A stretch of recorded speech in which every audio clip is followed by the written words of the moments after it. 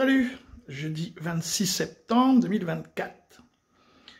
Bon, à force de faire le remue-ménage et remuer dans les brancards en Occident, résultat des courses, vous avez vu, hein, nucléaire, Poutine appuiera à la moindre attaque. Bon, ça c'est le bandeau de LCI. Par contre, il nous prévient là, ça faisait un petit moment, hein, il n'a pas arrêté de nous prévenir. Bon là, apparemment, les Russes en ont marre, parce qu'ils voient bien que là, l'Amérique vient encore de donner 8 milliards de dollars à l'Ukraine, alors que, bon, il n'y a plus... Bon, voilà. Donc, ils savent, les Russes, ils savent que maintenant, les armes qui restent, bah, c'est des armes, d'ailleurs, ils vont en parler. Il n'y a plus que des grosses armes, hein, les petites armes, c'est fini. Donc, bah voilà, on attend simplement qui va tirer le premier, hein, parce que c'est ça l'histoire. Hein. Donc, on écoute. La version actualisée du document propose qu'une agression contre la Russie par un État non doté d'armes nucléaires, mais avec la participation ou le soutien d'un État doté d'armes nucléaires, soit considérée comme une attaque conjointe contre la Fédération de Russie.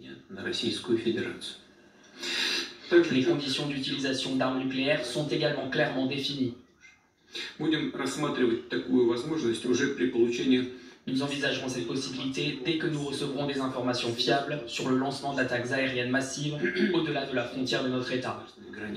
Via des avions stratégiques ou tactiques, des missiles de croisière, des drones, des missiles hypersoniques et d'autres aéronefs.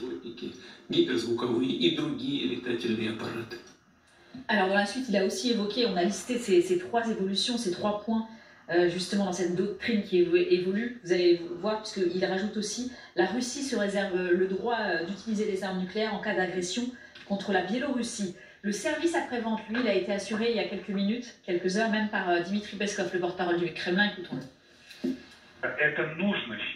Cela doit être considéré comme un certain signal. Un signal qui avertit ces pays des conséquences en cas de participation à une attaque contre notre pays, par divers moyens, et pas nécessairement nucléaires.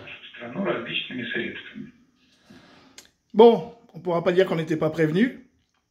Alors maintenant, reste le petit Macron. Parce que vous avez vu, quand même, c'est un gros bordel au niveau du gouvernement français. Et Macron, il est certainement, je dirais pas qu'il est pas pour rien. Parce que lui, le but, c'est quand même que ça ne soit ingouvernable, ce pays. Comme ça, il arrive à 20 h un soir, il déclenche l'article 16 de la Constitution, il prend les pleins pouvoirs, et avec sa copine von der Leyen, eh ben, il lui dit, si tu veux, on va prêter, donner les sous-marins nucléaires à l'Ukraine, poussé par les Américains, évidemment. Donc, du coup, alors, évidemment, les artificiers du sous-marin nucléaire, ça sera des Français. Mais sous l'ordre ou le commandement, je ne sais pas, de l'Ukraine ou de von der Leyen, enfin, peu importe. Et à ce moment-là, on devient une cible. Voilà, c'est ça le but de... Bah, Macron nous l'a dit, hein, si vous avez écouté les vidéos à déclaration à l'ONU. Voilà, c'est clair, on va soutenir l'Ukraine, coûte que coûte, on va lui donner tout ce qu'il faut pour retrouver ses frontières de 91. Bon, donc, voilà. Donc, qui va tirer le premier entre les Anglais et les Français? En général, on dit, messieurs les Anglais, commencez les premiers. Salut les amis!